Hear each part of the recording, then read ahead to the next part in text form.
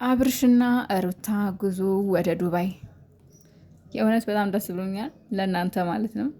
ምክንያቱም በጣም ብዙ ወሬ ሲወራ ነበር፣ ሰርጉ ቀርተዋል ምናምን ምናምን ምናምን ነገር እና አሁን እንግዲህ እንደምታዩት ፏፈሽ እያሉ ነው። ሻንጣ ይዟል አብርሽ። ያው የጉዞ እንደተጀመረ ነው እንግዲህ እነ ማርኬም እነ ብቻ ብዙ ጓደኞቻቸውም አሉ፣ ይሄዳሉ አንድ ላይ።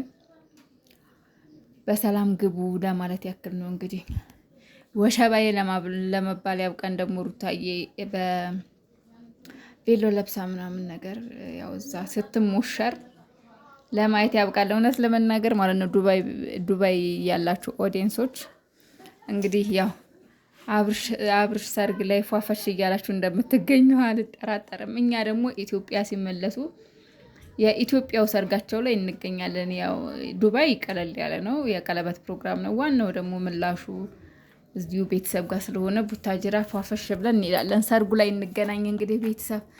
እኔ እንኳን ተጠርቻለሁ፣ ይብላኝ ለእናንተ እንጂ እኔ ተጠርቻለሁ። ካርድ ደርሶኛል። ውሸቴን ነው፣ አልተጠራውም። ደግሞ ጥሩን እስኪ ቡታጅራዎች